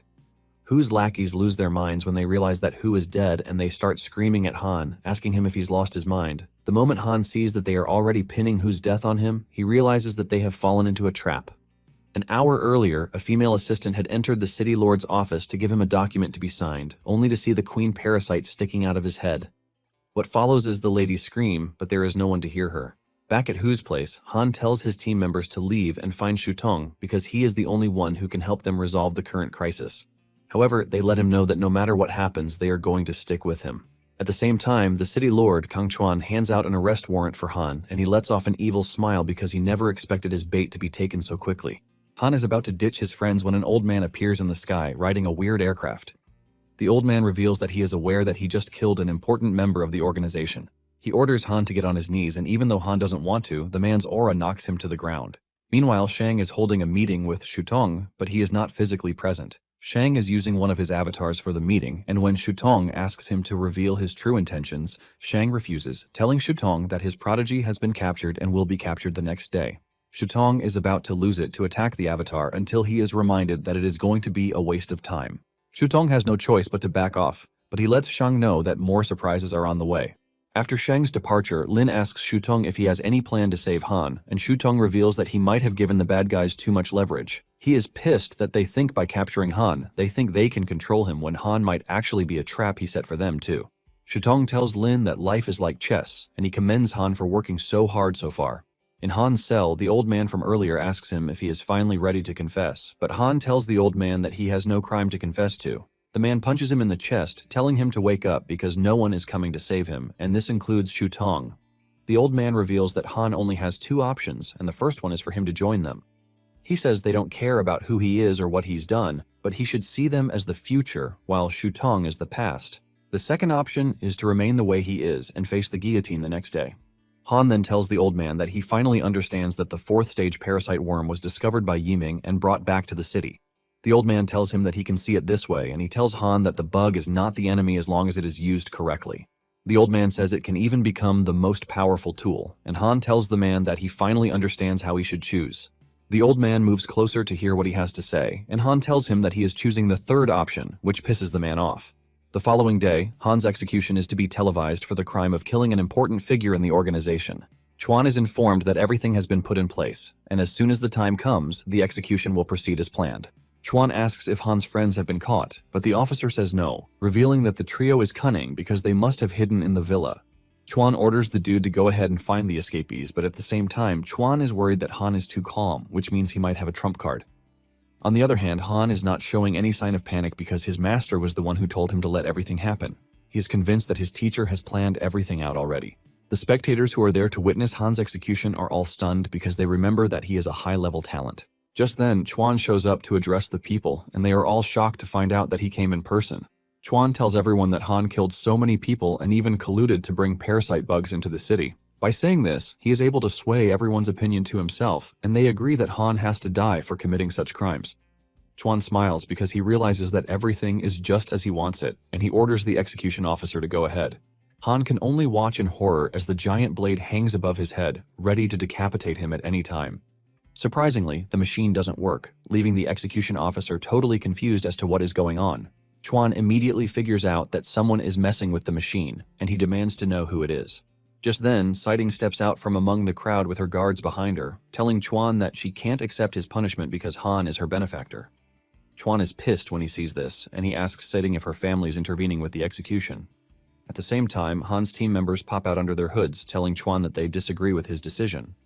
Meanwhile, Shang is telling Shutong that he has lost the game because Han is already at the guillotine, but Shutong assures him that the game isn't over just yet. Shutong says it is too early to draw conclusions, and Shang decides to watch what would happen. Shutong then gets a call, telling him that they have failed to track who is behind the whole thing. However, he learns that they have discovered an organization that is behind everything, and the organization is called Dawnbreak. Back on the execution grounds, the spectators are surprised that someone actually appeared out of nowhere to disrupt the whole thing. The people realize that everything has gotten complicated with the involvement of the Shang family. Sighting tells everyone watching that they have been deceived by Chuan, and she lets them know that Han is not a criminal because he is actually a protector of the people. Sighting then tells them to look at the screen in front of them. On the screen is a video of Han defeating Zerg monsters while protecting people. Sighting lets them know that Han is patriotic, and there is no way someone who protects people as he does would suddenly become a traitor. Just then, the old man from before shows up on the scene again, and with a thunderous, overwhelming voice, he tells everyone to keep their mouths shut. He lets them know that executing Han is their mission at Dawnbreak, so no one is allowed to interfere. The dude unleashes a giant palm aimed at Han to kill him, but his attack is blocked, and he is suddenly struck so hard that he is sent flying. The attack overwhelms him and later kills him, leaving everyone stunned, since they don't know who just attacked him. Siding looks to her side and can see Shutong leaving the scene. However, Chuan is not about to accept that he's lost. He lunges toward Han to kill him, but Han breaks free because his master has already made his move, so it is up to him to take action too. Han easily dodges Chuan's attack, leaving Chuan ultimately stunned at his incredible speed. Before he knows what is going on, Han appears behind him and double smacks him in the head, knocking him to the ground. Just as expected, the queen emerges in his head, and before it can escape, Han grabs it to squash it. Everyone is shocked when they see Han killing a bug that emerged from the city lord's head. Han then holds the bug up in the air to explain to everyone that the bug is trying to disrupt humanity. He lets them know that everything he has been doing is for the sake of humanity. The people finally realize that the city lord was looking and acting strange because of the parasitic bugs. Shutong finally appears, asking Han if he was able to feel the line between life and death this time around. Han admits that he loves the way Shutong is cleaning up after him, but he tells the old man that he wants to start making the moves on his own. Shutong assures Han that he did well because the queen bug is dead, so the other bugs are also dead. However, he lets Han know that he handled the whole thing with an iron hand, and because of this, they couldn't find a trace of Dawnbreak at all. This is new to Han, and he asks his master what Dawnbreak is. The man tells him that it is a mysterious organization that infiltrated their guardians, but they haven't gathered more information on this yet. Han is shocked when he learns that there is an organization that is hiding among them. Just then, Ifan shows up to break the sad news that they found Bai's body. It turns out that a total of over 1,000 people died from the parasitic invasion. Apparently, they have planned a sea burial for the affected people, and just as said, Bai is among those who are laid to rest at sea. As Bai's coffin floats away, Han apologizes for not being able to protect her well. In a surprising turn of events, Bai's body suddenly turns blue, and as she opens her eyes, a bug emerges from her mouth, but no one knows that she's come back to life just yet. Later that October, Shutong asks Han if he and his contracted spirits have reached Tier 3, and he says yes. Even Ling Zhen, who joined later, has also reached the 3rd tier. In addition, Yue has awakened many additional musical pieces that Han aims to practice in the future. Siding then smiles at Han, urging him to form a contract with her when she awakens, but Han lets her know that he only forms contracts with spirits that have divine attributes because they offer him the greatest help. Upon hearing this, Siding can only hope that she awakens with a divine attribute. Since Han has reached the 3rd tier, Shutong lets him know that he has nothing else to learn in the rear cities, and he asks him if he has any plans. Han lets his master know that he would like to continue getting stronger, and upon hearing this, Shutong tells him that he is going to contact Wei to arrange a plane that will take Han to the front line for more training. Apparently, the 1st district is about to engage in the last large-scale battle of the year with the insect species, so it is a good time for him. However, Shutong lets Han know that he is not going on a training regimen, which means Ling Zhen and Yue won't be going with him. Shutong tells Han that he has better training arrangements for the girls, and Han assures his master that he is ready to follow whatever he says. Meanwhile, on the front lines, a particular team captained by a dude, Xiao Ya, is suffering heavy casualties, and they are in the middle of an argument when Han arrives in a military chopper. Han gets off the chopper and walks up to Xiao Ya to introduce himself, telling him that he is the new soldier that has been sent to his team. Xiao Ya is surprised that Han is the only one there without his contract spirit. Xiao Ya is pissed, and he yells at Han, asking him if he is ready to die on the battlefield. One of Xiao Ya's colleagues, Zhang, who is also a team leader, urges Xiao Ya to chill out, assuring him that Han is not a soft soldier. He tells his boss to take a look at Han's new clothes, which means he is from the city. However, this only pisses Xiao Ya even more, because he believes that they are basically saying he is a garbage dump, and he has always known nobles to cause trouble. After a short argument on who is going to get Han or not, Xiao Ya finally tells him to follow him to meet the rest of the team. On their way, they get to know each other, and Xiao Ya lets him know that he is a Tier 4 awakened. Moments later, they arrive at where the team is stationed, and Xiao Ya introduces him to Shifang and Xiao Qian, his new team members. Xiao Qian wastes no time flirting with Han, telling him to help her remove her coat. After she is done messing with him, she tells Xiao Ya that there is a possibility that Han brought his contracted spirit in its materialized form. Han introduces himself to the team and tells them that he brought a small gift for the team. He releases Tier 6 armor from his storage space and hands it over to the team, completely shocking them. Shifang and Xiao Qian celebrate like babies, but Xiao Ya says he doesn't need the armor because he is a mech operator. Deep down, Xiao Ya is wondering which great family Han emerged from. Xiao Ya then leaves to collect the mission supplies, while telling the rest of the team to start preparing. After he is gone, Han asks if the captain is truly a mech operator, and the two confirm this, revealing that his contracted spirit specializes in mechanized combat, allowing him to pilot mechs for long-range battles. However, he hates high-ranking officials who waste their positions. They have finished saying this before it dawns on them that Han might be a noble, and the lady apologizes to him. Moments later, Xiaoya shows up, telling them that it is time for the mission. On their way to the mission site, Han asks the captain about the nature of their mission, and he reveals that it is complete extermination. He mentions the Izanami serpent clan that reproduces at an incredible rate, which allows their reinforcement speed on the battlefield to be truly crazy. Because of this, the front lines have been deadlocked against the elite forces of the Izanami serpent clan. However, Wei's arrival a month ago broke this stalemate. Wei led the charge alone, shattering ancient barriers with his fists and cutting through the Izanami serpent clan's reinforcement supply line, turning the tide of the battle. Wei's involvement caught the serpents off guard, but not long after this, 4 Tier 8 serpent emperors showed up to engage him in battle. They ended up dragging their battle elsewhere. It turns out that the current mission is issued by the 2nd District, and they are ordered to destroy serpent nests in the area. As they near the target area, Xiaoya puts on his mechanized armor, and they soon run into a serpent molt that leaves them shaking. Xiaoya reveals that every time the Izanami serpent clan completes a tier advancement, they shed their skin. Just then, Han tells the team that there is danger because the serpent clan managed to hide their eggs inside the molt. Just then, the eggs start to drop from the molt. And from Xiaoya's analysis on his computer screen, he realizes the molt is over 6,000 meters long with billions of serpent eggs attached to it. Suddenly, the eggs start to hatch, releasing a massive sound wave and shockwave. Xiaoya gets knocked off by the shockwave while the others cover their ears in pain. Surprisingly, Han leaps after him in an attempt to save him. Xiaoya screams at Han, telling him to focus on the mission and ignore him, but Han is obviously not going to listen to that crap. He grabs Xiaoya and his mechanized suit. He flings Xiaoya back to the top of the cliff, and he tells him to pick him up. Xiaoya returns to the top, and he is completely blown away by how strong Han is. The other two tell the captain that Han is most likely dead because the cliff is really high. Xiaoya falls to his knees, blaming himself for Han's death, but Han's hand suddenly appears over the ledge. He yells at the team to quickly pull him up because he is not dead yet.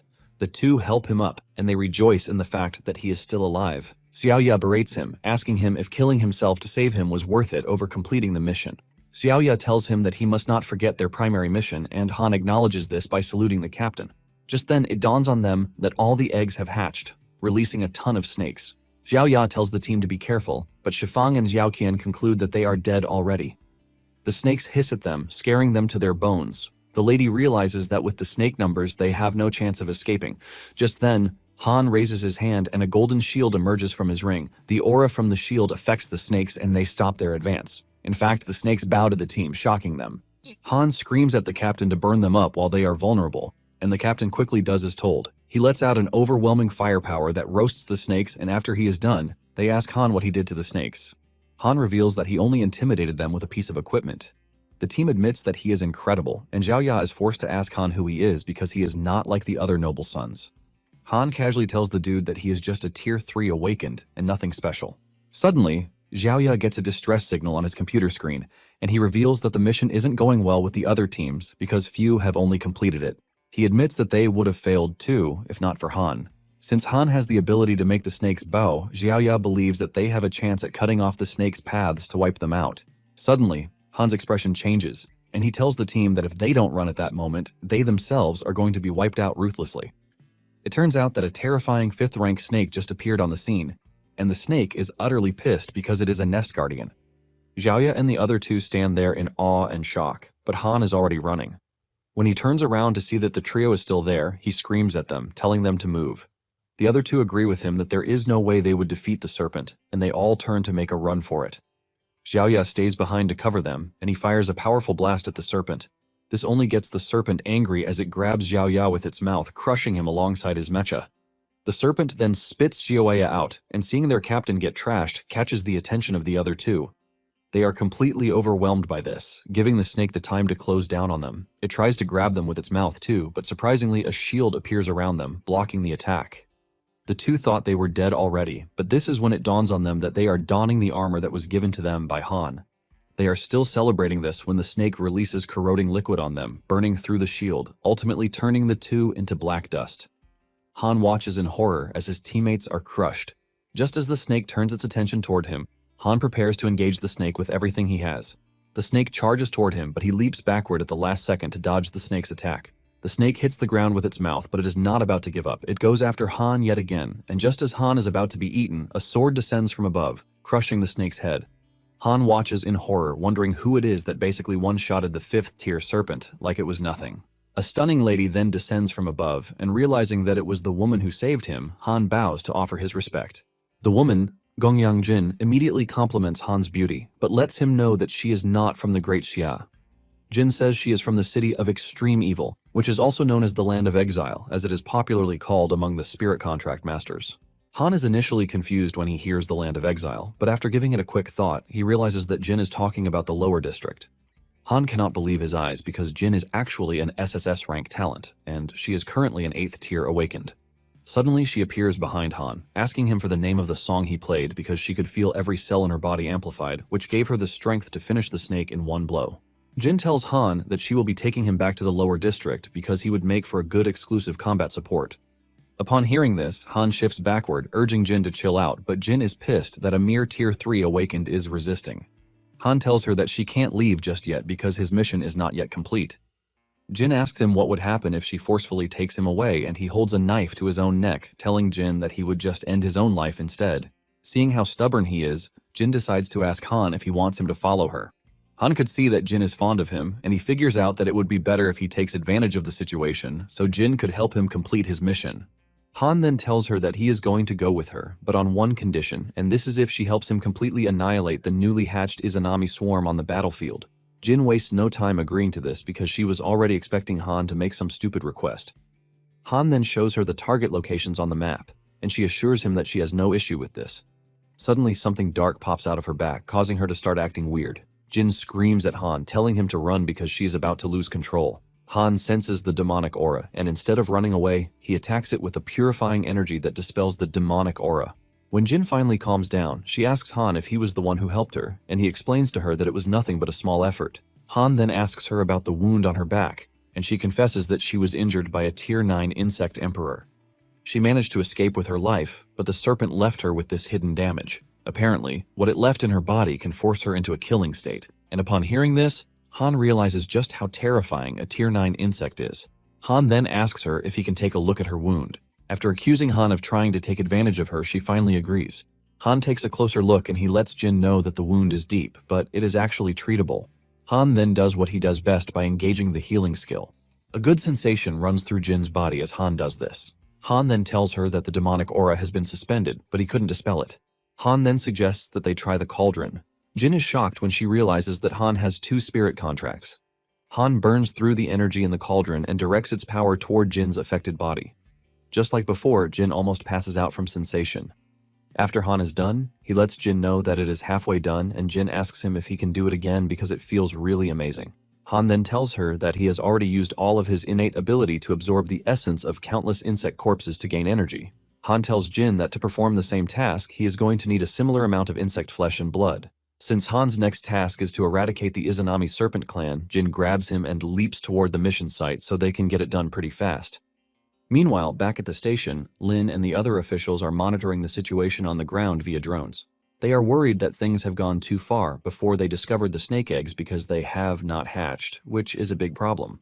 Lin realizes that the Zerg is intentionally forcing them to send high combatants to the battlefield, and he immediately orders that no one should be sent to the front line in the meantime. Back on the battlefield, Han and Gina arrive at the target location. Jin is about to unleash hell on the snakes when Han urges her to calm down because he would like to go first. Jin asks him if he is sure, and he leaps toward the snakes, assuring Jin that he knows his left from his right. Jin is impressed to see how crazy Han is. Han descends on the snakes and starts crushing them without mercy. The drone catches him, and those back at the station are shocked to see Han alone on the battlefield. They all believe that he is dead, and just when the snakes surround him to prove their point, Jin comes in clutch, destroying the snakes with just one shot. Jin continues wreaking havoc on the snake population with Han supporting her from behind. Han is able to unlock his full potential on the 3rd level, thanks to Jin supporting him from the rear.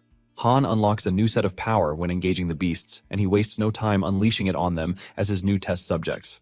Han displays an overwhelming level of power that even Jin is left speechless. Those at the station soon noticed Jin's presence, and they immediately recognized her. It turns out that she fought Wei and his wife a month ago, and the two barely repelled her. They thought she had left the area, but seeing her on the screen lets them know just how wrong they are. To make it worse, she has made contact with Han. Soon afterward, Han and Jin had finished clearing out the snakes, and Han tells Jin that he can now use the vitality creation again by absorbing the bodies on the ground. Once everything is ready, Han restarts the treatment, and Jin is hit with pain and pleasure during the treatment process. Han soon notices a black thorn lodged in the wound, and he asks Jin if he should pull it out or leave it. Jin wastes no time telling him to pull it out, and Han does as told, releasing a massive wave of demonic energy from her body.